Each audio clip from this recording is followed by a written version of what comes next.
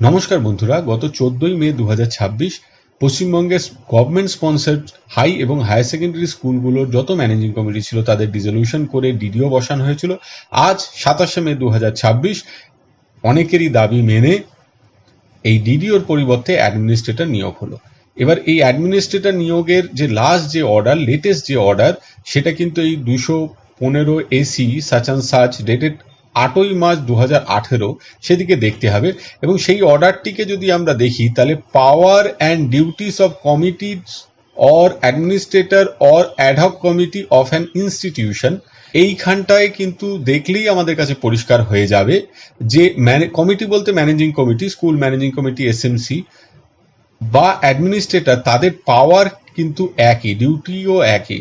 অর্থাৎ এই যে এসএসসির মাধ্যমে এইচএস সেকশনে বা সেকেন্ডারি সেকশনে বিভিন্ন ক্যান্ডিডেটরা জয়েন করবেন, তাদের জয়েনের ক্ষেত্রে কোনো সমস্যা থাকলো না, তাদের অ্যাপয়েন্টমেন্ট দিতেও কোনো সমস্যা থাকবে না।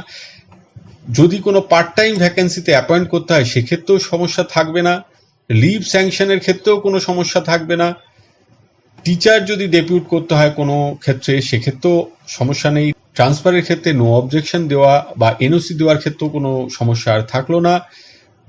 কোনো মিসকন্ডাক্ট হলে কোনো স্টাফের দিক থেকে যে ডিসিপ্লিনারি প্রসিডিংস শুরু হয় সেক্ষেত্রে ইন্টিমেট করতে পারবে অ্যাডমিনিস্ট্রেটর এবং এইচওআই। যদিও শুধু এইচওআই চাইলেই ব্যাপারটা ইন্টিমেট করতে পারেন যদি সেরকম মিসকন্ডাক্ট হয়ে থাকে। অ্যাকাডেমিক ক্যালেন্ডার এবং হলিডে লিস্ট সেটা প্রিপেয়ার এবং পাবলিশ করবেন।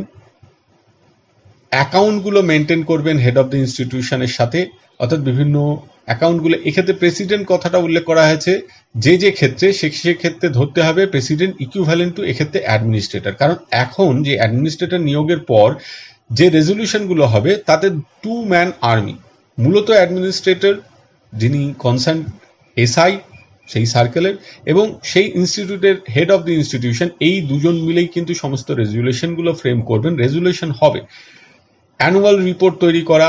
অর্থাৎ আমরা দেখতে পাচ্ছি যা যা ম্যানেজিং কমিটির কাজ ছিল তার সবটাই কিন্তু এই অ্যাডমিনিস্ট্রেটর করতে পারবেন। ভ্যাকেন্সি রিপোর্ট করা থেকে শুরু করে যে কোনো অর্ডারকে, রাইট টু এডুকেশন অ্যাক্ট থেকে শুরু করে গভর্নমেন্টের যে কোনো অর্ডারকে ইমপ্লিমেন্ট করার ক্ষেত্রে যে একটা রেজলিউশন দরকার হয়, সব থেকে বড় কথা সেই রেজলিউশনটা নেওয়ার ক্ষেত্রে আর কোনো বাধা থাকলো না। ডিডিওর ক্ষেত্রে বেশ কিছু প্রতিবন্ধকতা ছিল, তারা কেবলমাত্র কিছু, তাও সবটা নয়, কিছু আর্থিক দিক তারা বিবেচনা করার সুযোগ পেতেন এবং সেক্ষেত্রে তারা সই করে টাকা তোলার ক্ষেত্রে স্কুলটিকে সচল রাখার ক্ষেত্রে কিছু ভূমিকা নিতে পারতেন। কিন্তু এক্ষেত্রে অ্যাডমিনিস্ট্রেটর নিয়োগ হয়ে যাওয়ায় অ্যাডমিনিস্ট্রেটর ম্যানেজিং কমিটি যা যা কাজ করতে পারে তা সবটাই করতে পারবেন। ফলে নতুন ম্যানেজিং কমিটি আসার আগে পর্যন্ত স্কুলগুলোতে কোনো প্রকার অচলাবস্থার সৃষ্টি হওয়ার সম্ভাবনা থাকবে না। আজকে এই পর্যন্ত। সকলে ভালো থাকবেন, সুস্থ থাকবেন। ধন্যবাদ।